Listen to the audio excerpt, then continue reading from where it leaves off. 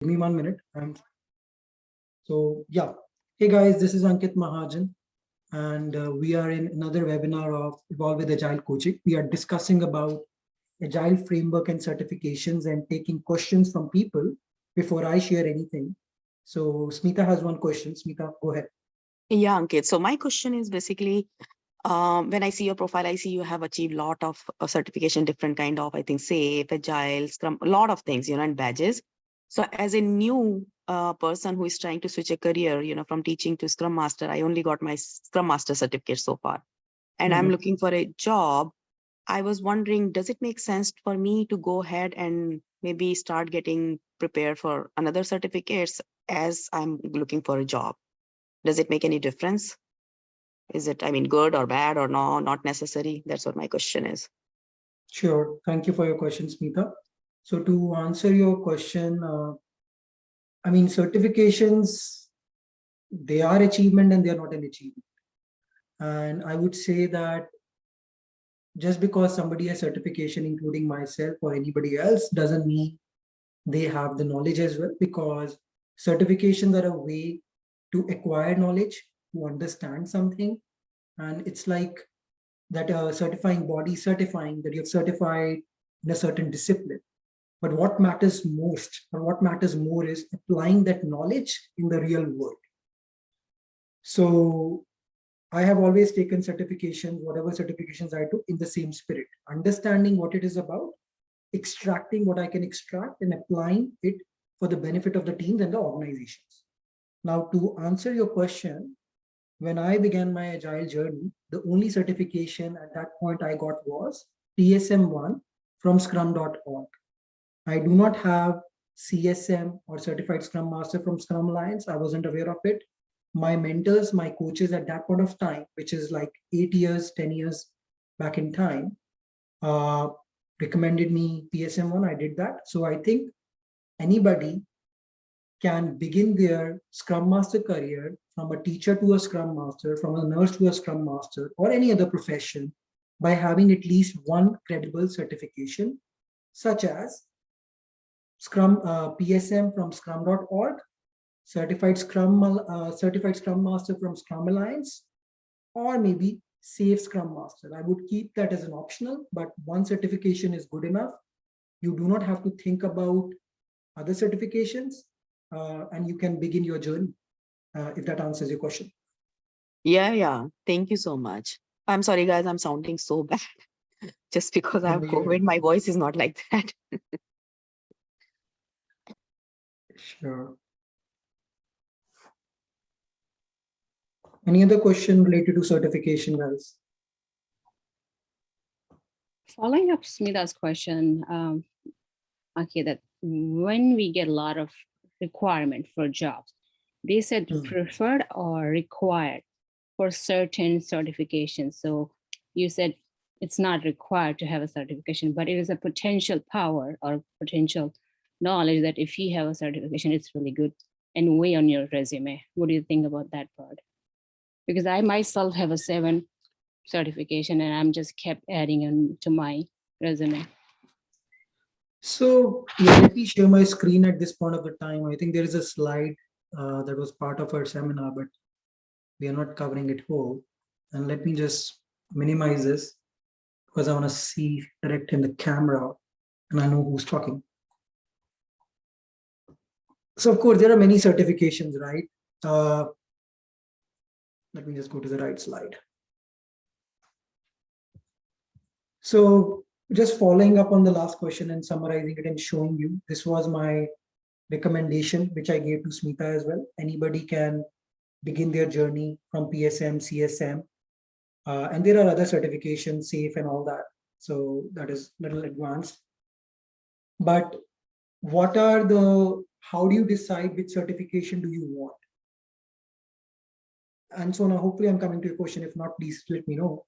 But there are different criteria you should take into account when you are making a choice which certification you want to get or which certification you don't want to get. I always say it's not just about certification, it's even about any decision in life. Like starting with why. If you are choosing any certification or if you're making any big decision in life, that's gonna need investment of time, money, or your emotions, you have to be clear with why. So what is your why in considering certification A, B, or C? You should be clear with that. Second thing is, now when you answer that why, there might be different reasons. You might be doing it purely from knowledge perspective. You might be doing it because the jobs that you're interested to apply for require that certification. And it could be a preferred certification. So if it is a preferred certification, having that certification makes your profile more stronger because you have the preferred qualification that they are looking for.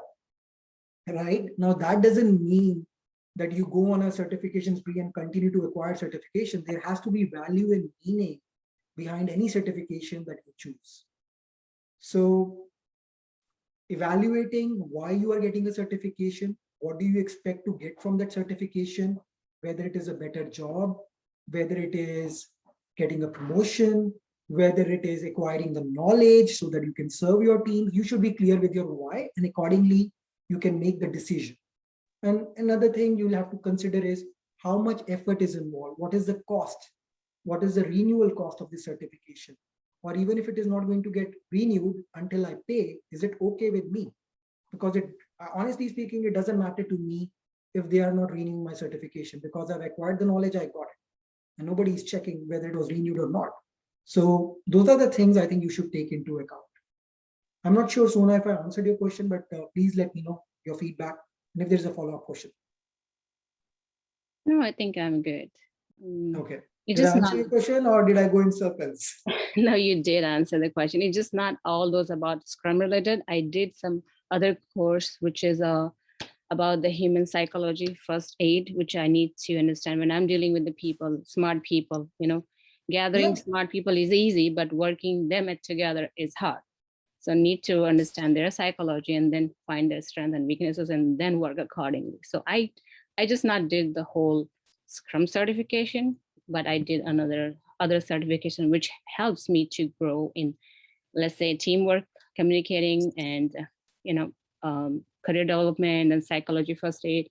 So I did other certification just to have extra knowledge on how to deal with people every day. Yep. Yeah, I agree. And I think, yes, certifications, we shouldn't only think of them in terms of Agile. There are many other valuable certifications out there. We should definitely consider those. For example, I'll share my own thought process with you. There is a certification from ICF, which is International Organization for Coaches. I might get it, but I'm double-minded because it needs a lot of time commitment. So do I have time for that commitment? I'll have to decide that. So yeah, and not just certifications. For example, you may get a course from Udemy. I did one course from Udemy because I just wanted to do it and learned all about lean manufacturing concept, lean mindset, and I got a certificate at the end of it. So what was my motivation in choosing that? Because I wanted to understand how did lean start? What does being lean means? How is that different from agile, and how I can apply that in a real life? So just one example, how I decide.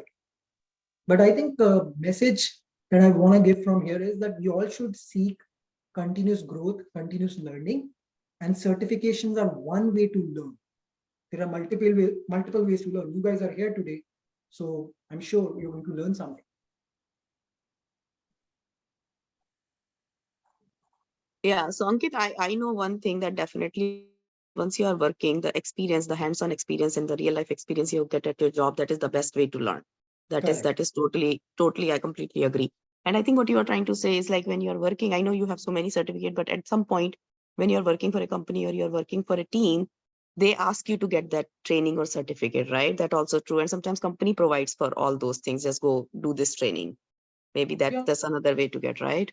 Correct. Yeah, companies, if you're a full-time employee with any company, they may have tuition reimbursement policies, or they may organize a training for you. That is how honestly I acquired one or two certifications, if I can recall on top of my head. Some of them I did on my own because I really wanted to do it. Okay. So there are combination factors. But yeah, I think any certification that I chose, I was clear with my why. And I would always encourage you to write down why you're doing whatever that you're doing, not just certification, any decision that involves certain commitment of money, time, and what are you going to do with it. Or Yeah. even if you don't want to write it down, at least be clear in your mind, right? For example, if I have a 55-inch TV in my house and suddenly I see the sale in Costco, hey, 75 inches TV is on sale, but what is my why? Do I even use TV or am I using a laptop or Netflix?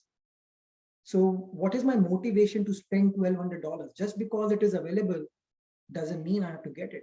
Probably my motivation is I want to watch wildlife documentaries on that bigger screen, and that makes me happy. I want to experience nature, which I cannot experience on a 55-inch screen, and this TV is old. It's not a smart TV, and I have to use some workarounds to make it a smart TV. So that would be my why for getting a new TV, right? We think about anything. Just like that, I think we should treat certification or any book for that matter. But another thing I like to make you aware of is, let's not also get into analysis paralysis, which means we continue to think about something and we don't act on it. So either think and decide you're going to do it in a certain amount of time. It could be 1 month, 2 months, but thinking about it for 1 year and not taking any action, that's not going to help you. Taking any action is better than continue to think about it for 1 year.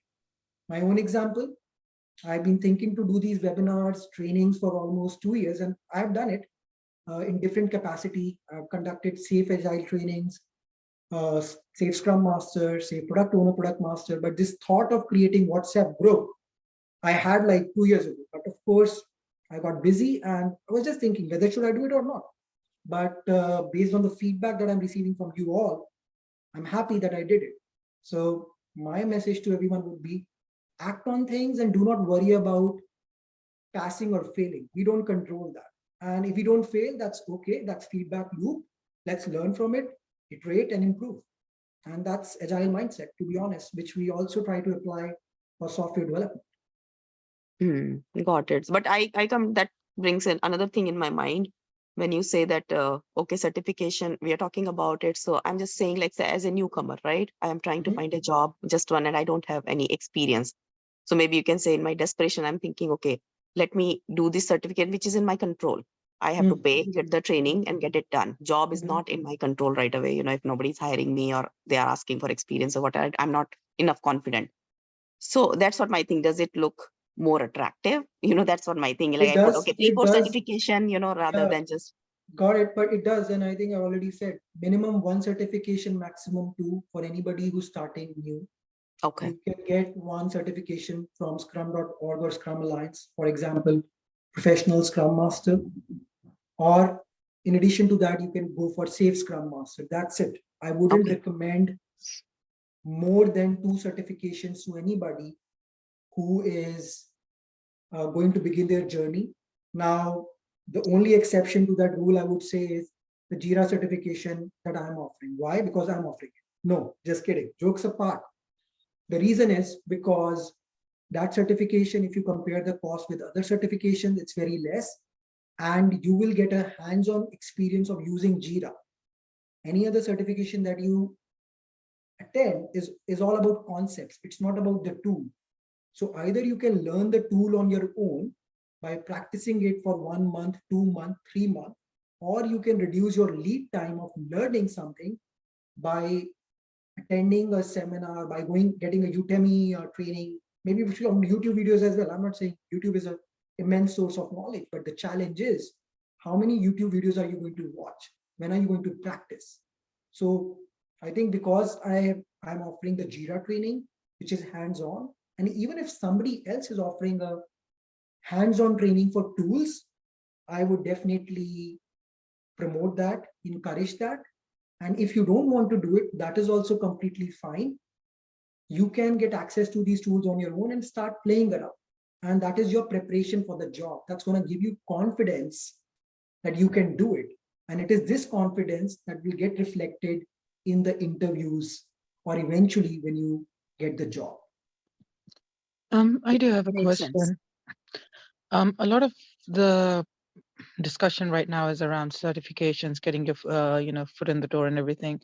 But what I've experienced is that a lot of times what newcomers don't realize is if they're coming in from a different field, the biggest challenge they're going to face is following what discussions are going on in the stand-up and how to follow up against that. Are there any real-time or live projects that you work on which other Scrum Masters or aspiring Scrum Masters can follow so that it becomes easier for them to transition? I'm not sure if I understood your question completely. The certifications and these JIRA trainings are very broad. They're it's not specific to software development.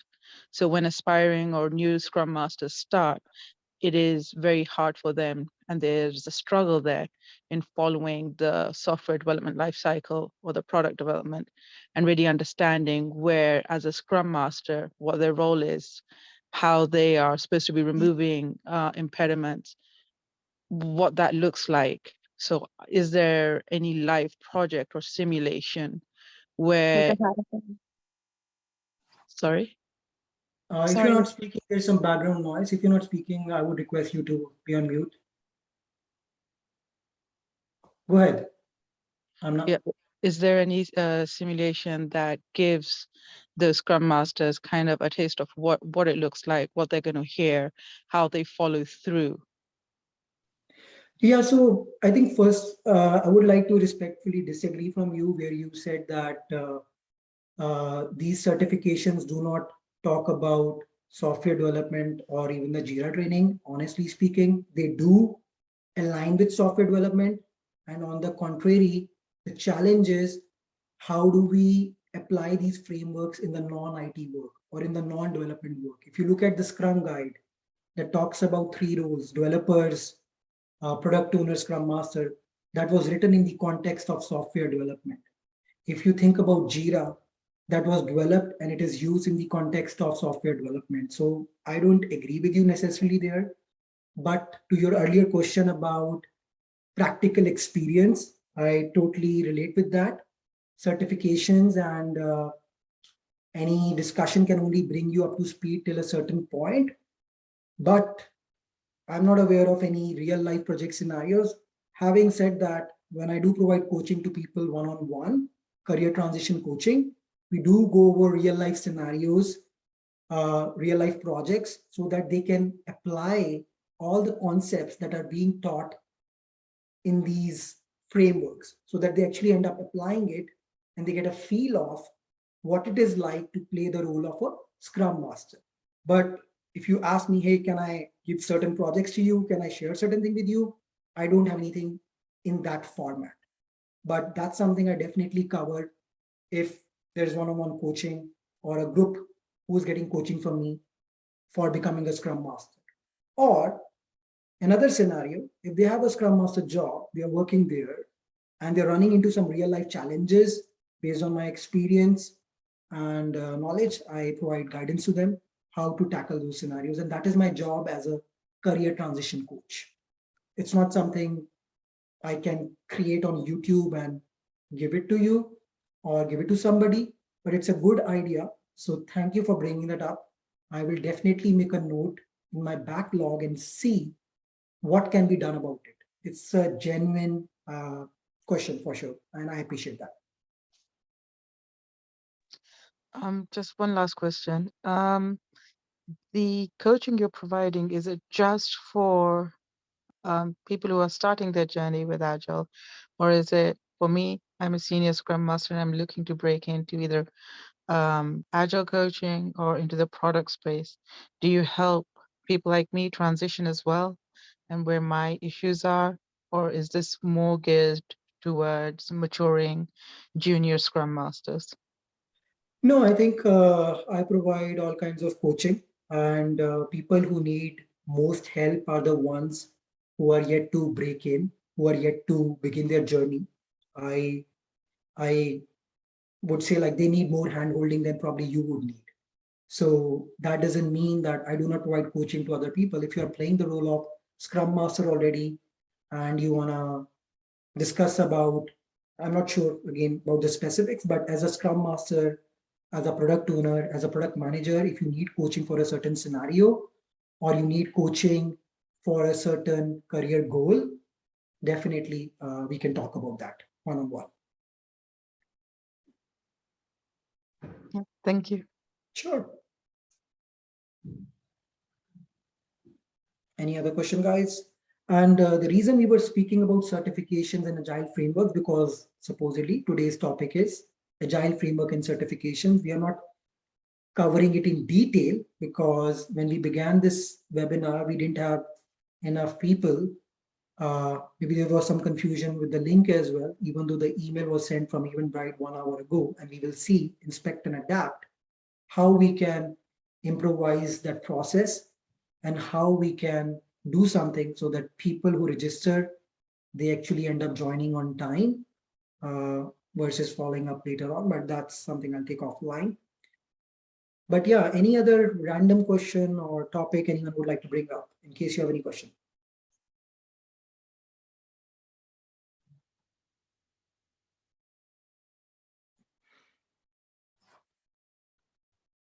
So we have Mariana, Rabia. I'm just reading the Zoom names in case you guys have any question or you want to ask anything about Agile certifications. Hi, Ankit. I'm Rabia here. How are you? Good, Rabia. How are you? How about yourself? I'm good, thank you. So I recently completed my PSM1 certificate. I did it from scrum.org. So my question is that, Hey, what should I hold do on. first? Congratulations. Can everyone clap for Rabia? Thank you. Thank you. So, Yay. so my Hey, question and is, sorry, I'm going to interrupt you once again. Guys, since we're talking about Scrum certifications, the most difficult exams that anybody can clear from a certifying body are from scrum.org. Their certifications have tougher exams than any other certification. So the difficulty level is scrum.org certifications such as PSM1, followed by SAFE, followed by Scrum Alliance, which is easiest in terms of clearing the exam. And hats off to you, Rabia. thank you. A difficult path, and go ahead with your question. I'm not going to interrupt you anymore. No problem. I No, got no, no. the PSM level 1 or 2 years ago, and the Awesome. SAFE one too. And I'm going for Good. level 2 now. Come on, you don't like Yep. me. But congratulations, Rabia. It's really hard. But No, great. no, no. Congratulations to you as well. Yes, so my next question was that after a PSM1, what's the next level? Should I, is it a good idea to do SAFE as well? Or should I just wait on Did a you little? listen to all the discussion that has been happening here for the last 20 minutes? I'm so sorry. I really apologize. I joined in a little late and then I was trying, because I got the link late and then I had to download Zoom because I've been using Microsoft Meetings. So I'm sorry about that. No worries. So let's see if anybody on this call can answer that question for you, and then I will add in. Rabia, just stick with PSM1 and safe right now. By the way, she's my twin. That's why I'm talking to her like that. You're Yeah. good with PSM1 and safe. That's what Ankit was saying. And that unless you, once you get more confident in your skill set, that's when you can progress towards PSM2 because you'll have a much better understanding and it will be easier for you to tackle the exam as well. Okay. All right. But if I do SAFE later, not right now, would that be an issue when I'm applying for jobs or when I'm giving interviews? Or do you think that will just benefit me? If it's not there, it's okay. Or if it's there, is it like a prerequisite or something? I think it varies for each job description, and you can verify yourself by looking at the job descriptions Yeah. where it says, for example, let's say market research here would be looking at 10 job descriptions and verifying whether it is Yeah. required or it is preferred. Now, Okay. there are so many people who are SAFE certified, they are in the market. And I'm not saying that that is the only criteria to get a job, but it might influence a recruiter's decision to choose your profile or not to choose your profile, or a hiring manager's decision to choose you or not. Of course, interview matters a lot, But because all the Fortune 500 companies and big organizations where we have 5,000 plus employees or contractors or workforce, they are moving towards one or the other scaled agile framework. And SAFe is the most popular one. Even if they're not doing SAFe exactly, they're doing some or the other form of scaled agile planning, which is similar to SAFe. So having SAFe makes your case stronger and makes you a good candidate, at least for the organizations that are thinking about and that are implementing scaled agility. Now, whether that agility aligns with SAFe or not, I wouldn't get into it. But having that certification shows that you have a certain understanding about scaled agility, and whatever is our model that we have created, that is something you can easily understand because you understand another scaled agile framework. Does that help? Yeah. Yeah. Thank you so much, Ankit. That makes things much better. Thank you. Yep. Yep.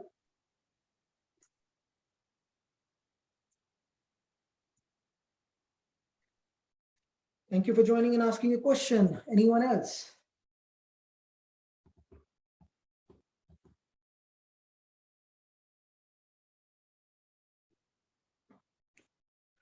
Okay, so if there are no questions, we can end this session and save time for everybody. Let me stop sharing the screen.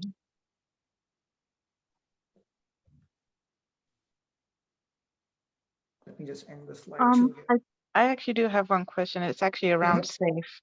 Mhm. So in a lot of organizations where they are scaling agile, PI planning is in vogue right now. But the whole issue is, and I've been leading some PI plannings, is a lot of time when they're coming up with the quarterly plans, they are going towards that kind of waterfall mentality, because the understanding is, oh, okay, now we have a plan for the next quarter. This cannot change.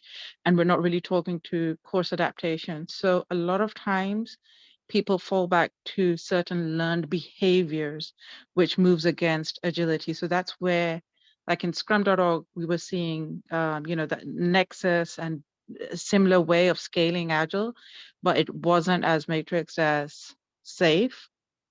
Where are the pitfalls there that I can avoid? So I think you already mentioned about one pitfall. Because I'm a SAFe trainer and I do conduct classes such as SAFe Scrum Master, SAFe Product Owner, and many others. Or even if you haven't received the training, you can go to scaledagileparamework.com and check it yourself, the knowledge or the framework that they're talking about. SAFe doesn't talk about rigidity in these quarterly plans. It doesn't talk about rigidity in the PI plans. If people are implementing it in a wrong way, we cannot blame SAFe. SAFe talks about, since it appears that you understand it, and I'm not sure if you're SAFe certified or not, but irrespective of that, if once PI plan is done, that is a plan based on what we know before when we did PI plan, right? After that, we have regular art syncs, agile release change sync ups, and for everyone, let me use an easy word here, sync up at the portfolio level or sync up at the team of teams level, so that we can evaluate if there is any change in the priorities, in case anybody needs any help, in case there is any blocker. That's the whole intention of those sync ups. If this plan was fixed and we don't have to revisit it till program increment ends, why do we even have art syncs? So SAFe is not talking about not responding to change. Rather, SAFe is promoting it with the help of PI events such as art sync or PO sync or Scrum of Scrums, right? But if people are not using it the right way, they cannot say they are doing SAFe. They are doing something else which is similar to SAFe but not SAFe. Yeah. So, I mean, those are the pitfalls created by people. And I don't know, again, it's a mindset thing, because as human beings, it is very easier for us to go back to the old patterns, old habits, and change it.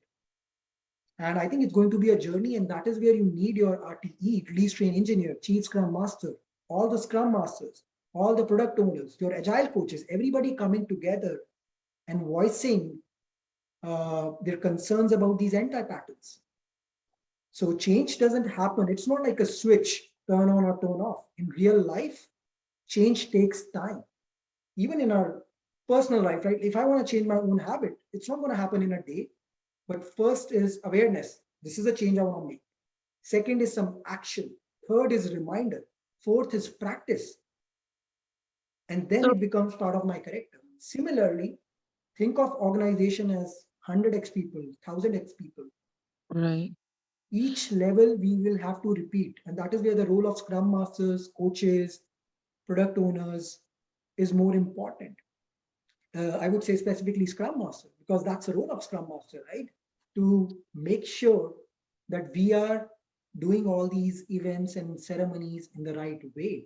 And we are moving ahead with the right mindset. So the agile mindset is all about I can plan, I can prioritize based on what I know today. Tomorrow it may change. And that doesn't mean that your stories are changing every other day. That's another problem because you're starting so many things, but not completing anything. But from an art perspective or teams of teams perspective, a plan can change, but you cannot just scrap off the entire plan. Having said that, if you're going to do that, let us be clear with our why. Okay, COVID came. I'm a pharmaceutical company, Abbott. I was working on the cancer drug, and suddenly COVID came. So what do? I have a choice. Should I continue working on that cancer drug that I had planned for my next quarter, or I should respond to the change and think about developing a vaccine because that is what government is requesting me. That is what the world needs. And yes, we will make a lot of money. That is another motivation because somebody is going to pay for those vaccines. So I think responding to change, that option is always there, and we should have that mindset. And the pitfall, you already called that out. And I'm hoping that Scrum Masters like you and your team members over there can save your organizations from not from falling into this pitfall. No, again, the whole, and again, real world is usually different, right?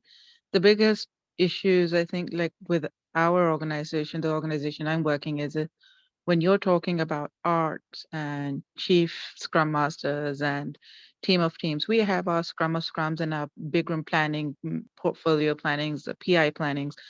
But unfortunately, when it comes to setting up the squads successfully, there are a lot of issues, there are a lot of egos, and we, due to safe, and I am safe certified, having a really bad reputation, a lot of times what I see is agile coaches, they cherry pick what they want from safe, and what that creates is a lot of gaps that then the scrum masters either have to pick up on, and if they don't have the capacity to do it, a lot of things then fall back into a doing safe but not really being agile, if that makes sense. So where we have in certain areas, well, we don't even have the chief scrum master, we won't have a RTE, and all the squads are syncing up. They're doing the best they can to cover those gaps, but then it's creating a lot of issues. So I don't know, for me, I feel like if you're going to do safe, do it properly, or don't just cherry pick because it's not working. Yeah, I agree with you. I mean, I'm on the same page, and I can relate with your frustration to a certain extent.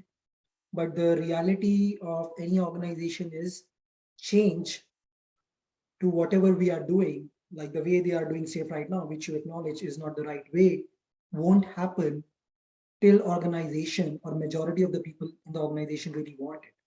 So I think I'm not sure of the dynamics over there. It is going to be a one-on-one conversation.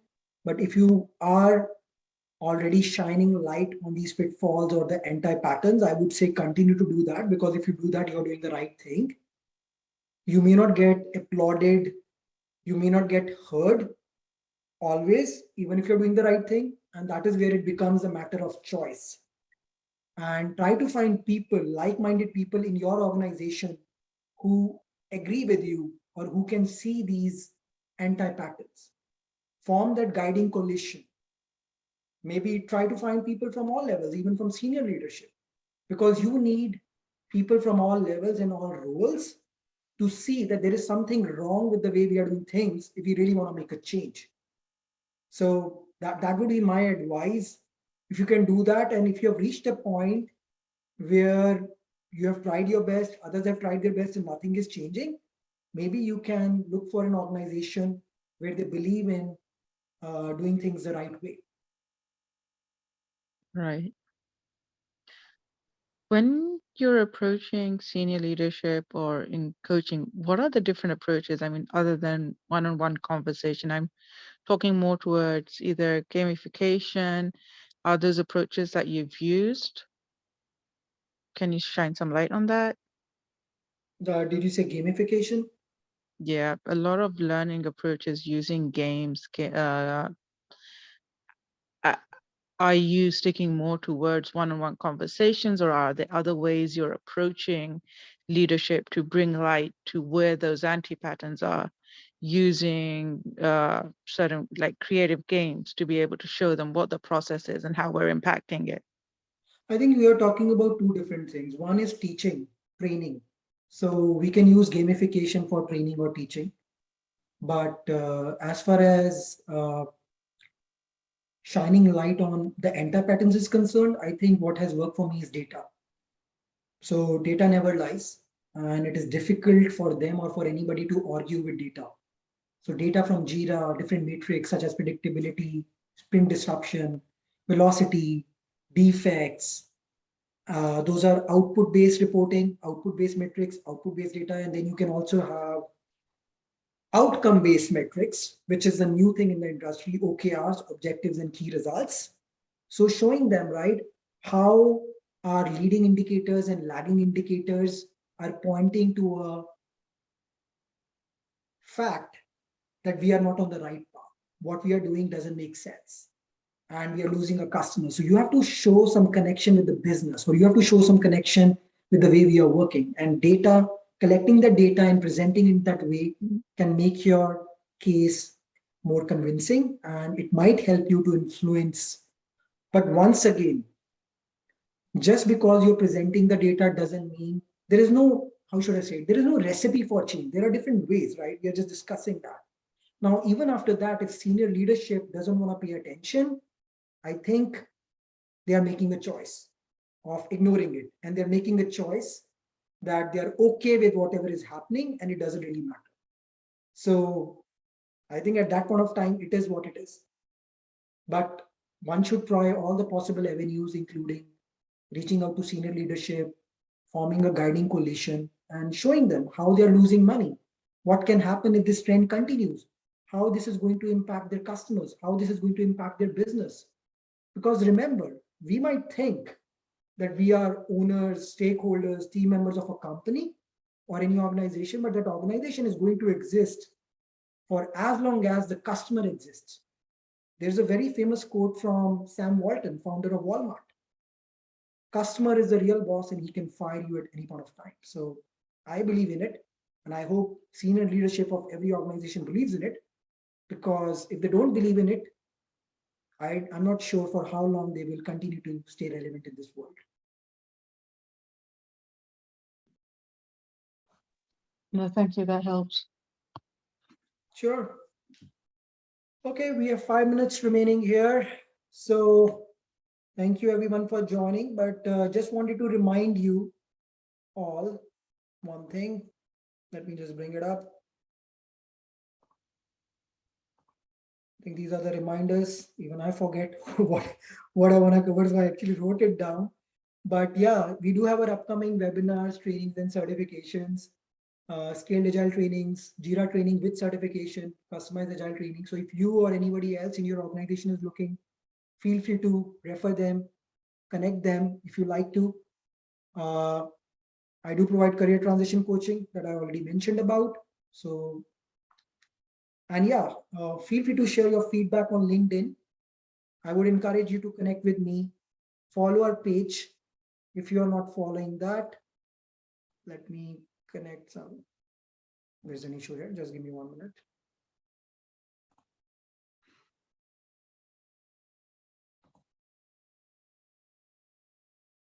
Let's share again. So yeah, this is our Eventbrite page from where many of you registered. It's not coming up.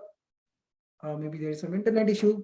Anyways, but do connect with me on LinkedIn. Follow me if you like to. We have a WhatsApp group. You can join that. And if there are topics that you would like to cover and you don't see it on Eventbrite, do not hesitate to share your feedback and suggest those topics. We can definitely cover those in the near future. On that note, I think you, I Ankit. will sign off. So thanks a lot for joining. Thank and you. wish you all the best in your careers. Take care. Bye. Thank you.